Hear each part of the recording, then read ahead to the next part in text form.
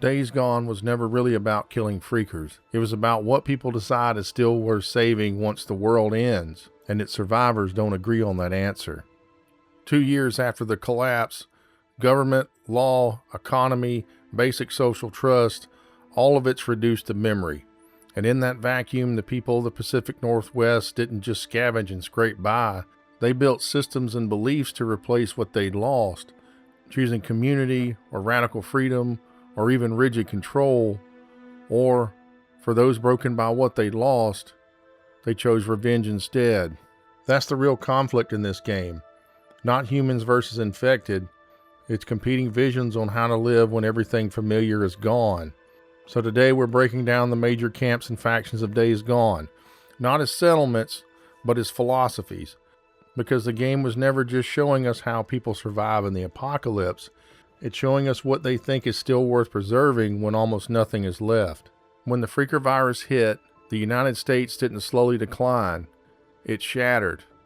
Nero, the federal task force sent in to contain the outbreak, tried to hold the line with quarantine checkpoints across the Pacific Northwest. It didn't work.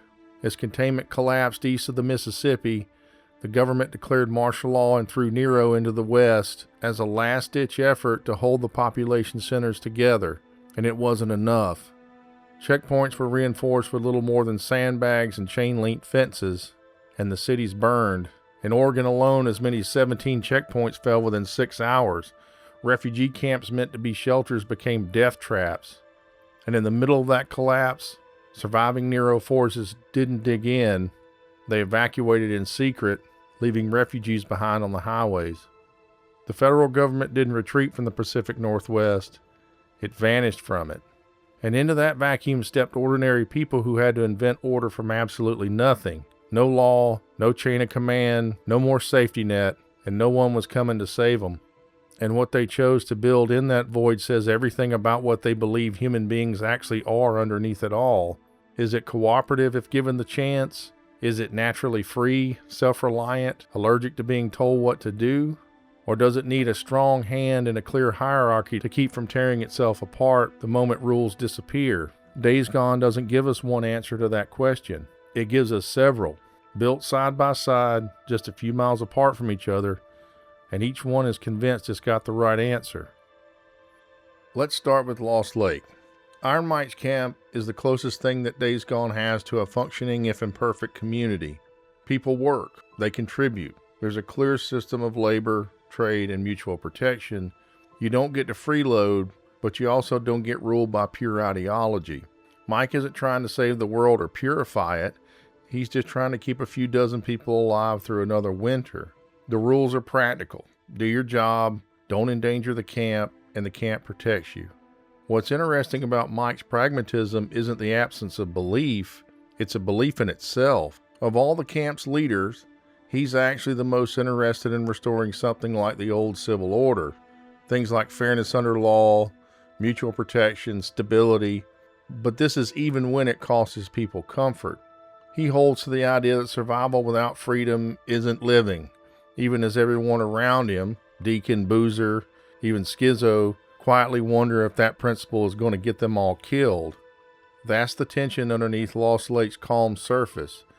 It looks like simple decency, but it's decency being held up by force of will in a world that keeps testing whether that will can hold. And there's a quiet dignity to that approach. Lost Lake isn't utopian. People argue, resources are scarce, trust is conditional, literally. You can build standing with the camp mission by mission, trading labor and loyalty for better gear and access, but the whole system operates on the assumption that cooperation is still possible, even after everything. Even Mike's truce with the Rippers, an alliance that almost no one in the camp actually trusts, exists because he'd rather bet on an uneasy peace than a default to war. That's the shape of what Iron Mike represents. Exhausted pragmatism with a spine of real principle underneath it. The old world is gone. Grand theories are a luxury most survivors can't afford. What matters is whether the water is clean, the walls hold, and people still show up for their shifts, but Mike still insists that how you survive matters as much as whether you survive at all. In a genre full of charismatic warlords and cult leaders, Lost Lake feels almost radical in its restraint. It asks a simple question: what if the best response to the end of the world isn't a grand ideology at all? What if it's just competent management, mutual obligation, and basic decency, defended stubbornly enough that it starts to look like a philosophy of its own? And then there's Copeland. If Lost Lake is pragmatism, Copeland's radio camp is ideology. Broadcast live twice a day, whether you ask for it or not. He runs Radio Free Oregon out of his camp, opening every episode with "The truth shall set you free," and closing with "don't believe the lies." And Deacon, riding around with nothing but a motorcycle and a grudge, gets to hear every word of it, usually followed by his own muttered, cynical rebuttal. Copeland is the purest expression of anti-authoritarian survivalism in the game. Government was the problem. Nero was the problem. Any centralized power is the problem. The only real freedom left is the kind that you take for yourself and defend with a rifle. And here's what makes him more than a stock conspiracy guy caricature.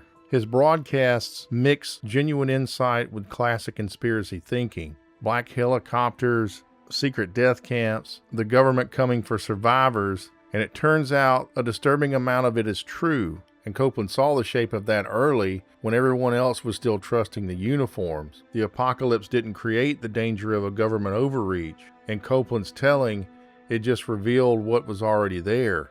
But the game doesn't let him off the hook either. In Copeland's philosophy, the highest good is individual sovereignty. Community is temporary and voluntary. Hierarchy is suspicious by default. The moment someone starts giving orders for the greater good, you're already halfway back to the system that failed. It's a coherent worldview. It's just not a consistent one in his hands. He preaches property rights and then salvages whatever isn't nailed down.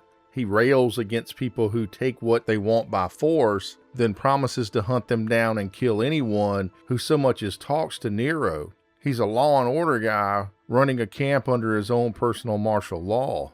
The contradictions aren't a writing law, they're the point. Total sovereignty is a lot easier to preach from a van than to actually live by once you're responsible for other people. There's something compelling about his stance in a world where authority did fail catastrophically, but the game also shows its limits. Pure freedom doesn't scale. It struggles with coordination, with long-term projects, with the needs of the weak and the injured, with everything that isn't the next fight. Copeland offers a vision of survival as permanent resistance. The question the game quietly asks is whether that resistance can ever become a life, or whether it stays locked in opposition to something that's already mostly dead, unable to define itself as anything other than what it's against. And then there's Colonel Garrett's militia. This is the authoritarian answer. While Iron Mike manages and Copeland resists, Garrett wants to reset. The old world was weak, decadent, and corrupt. The virus was kind of a judgment. Now the strong must rebuild civilization properly through discipline, hierarchy, and the willingness to make hard and even brutal decisions. And Garrett means that almost literally. He's a former soldier and one-time addict. Decades before the outbreak, he became convinced that he had received a vision from God to preserve the righteousness of humanity. He spent 20 years running a survivalist movement preparing his followers for exactly that moment. When the world actually ended, he wasn't caught off guard. He was in his own mind vindicated. Now the militia has clear ranks and structure, and a sense of mission larger than mere survival. Its stated purpose is to destroy the freakers and recover what's left of civilization for humanity, and to preserve it literally in a repository Garrett calls the Ark. They're organized, armed, and ideologically coherent in a way nothing else in this world is. In this chaotic landscape, that coherence is powerful. It's also unmistakably a costume. The armbands, the mock Oval Office, the mandatory speeches, all borrowed from the aesthetics of a legitimate government that no longer exists, worn by a man who's building the myth of a nation out of a few hundred survivors and a volcano. But all of this comes with a cost. Paranoia becomes policy, dissent comes betrayal. After losing the militia's only skilled doctor, Garrett's grip tightens further. He starts locking up the very scientists and engineers he needs. He starts treating expertise itself as a liability he can't fully trust. Eventually his mission mutates entirely. from destroying the freakers to exterminating any survivor who isn't already his. That's the trajectory of Garrett's order. It doesn't stay pointed at the actual threat. It turns inward, onto anyone who isn't fully bought in, because in his worldview, anyone outside the militia is already a crack in the foundation. What the militia reveals is how quickly the desire for safety and meaning can curdle into control. When the world feels like it's ending, some people don't just want to survive. They want to be the ones who decide what comes after and who gets to live in it.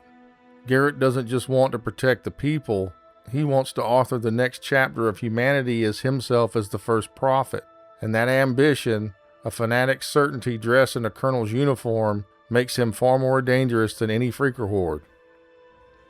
And then there's Hot Springs. At first glance, it looks just like another camp trying to make it through the winter. Walls, guards, a leader keeping people fed. But spend any time there and you start to notice that something's off. Hot Springs isn't run like a community, it's run like a prison. And that's not a metaphor. Its leader, Ada Tucker, spent her whole life as a matron of the women's ward at a state penitentiary in Oregon. And when the world ended, she didn't invent a new philosophy of survival, she just kept doing her job.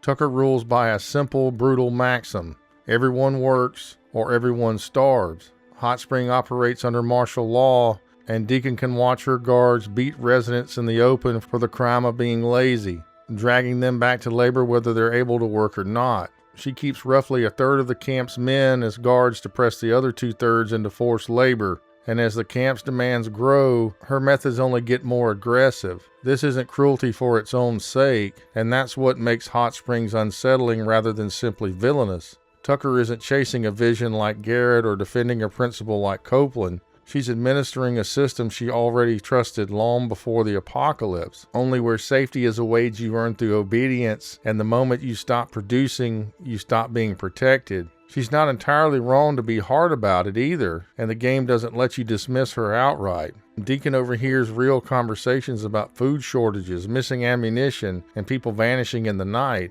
Proof that some of the camp's lazy or untrustworthy residents generally are stealing, sabotaging, and/or dangerous. But he also meets the other side of that ledger. Survivors like Rose and Lisa, who plead with him to help them get out rather than to stay another day. And Tucker, when told Rose refused to come back, doesn't ask if she's safe. She's irritated Deacon didn't drag her back by force. That's the whole camp in one exchange. To Tucker, a person who leaves isn't someone fleeing harm.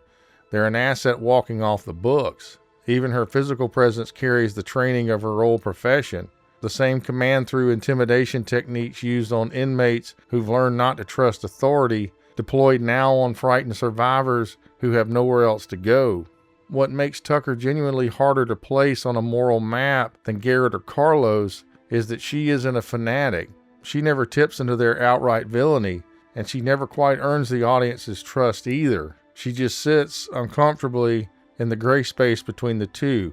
There's no revolution here, no revealed truth, no sense that she's building towards something larger than herself. Just control, applied because control is the only tool she ever fully believed in, and control, once the rest of the civilization is gone, doesn't need an ideology to survive. It just needs someone willing to enforce it.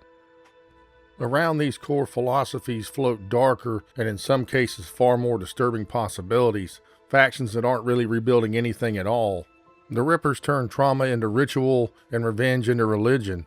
They're a cult that worships freakers themselves, believing infection isn't a cure but a kind of a liberation, a way to be erased of everything human that once caused them pain. Their leader used to be a man named Jesse, a biker who was cast out, tortured, and burned by his own club. And now calling himself Carlos, he's built an entire theology out of that one betrayal. The Rippers aren't chaotic, they're devout. They shave their heads, mutilate themselves, and refuse to defend against the very monsters hunting everyone else, because to them, becoming one is the point. That's what makes them frightening. Not disorder, not conviction, pure structured belief pointed entirely at self-erasure and revenge. Marauders don't even bother with that much. They're less of a faction than an umbrella term for small, independent gangs of survivors, usually a dozen or so strong, who've never built anything resembling a settlement or a cause.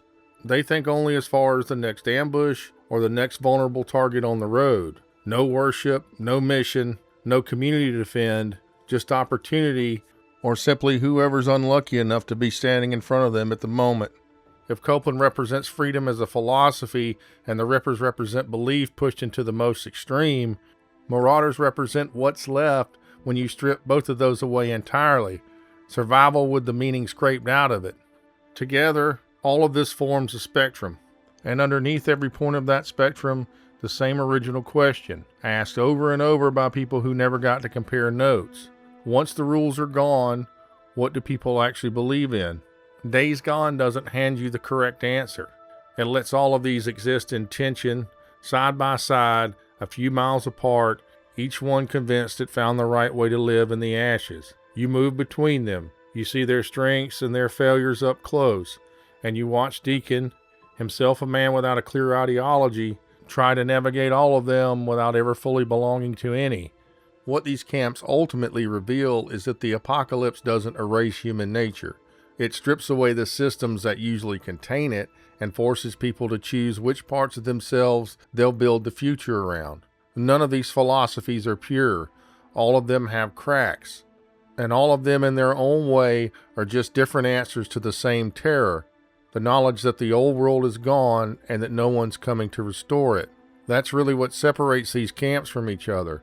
Not how good or bad their people are, but what each leader decides was worth being afraid of, and what they're willing to sacrifice to keep that fear at bay.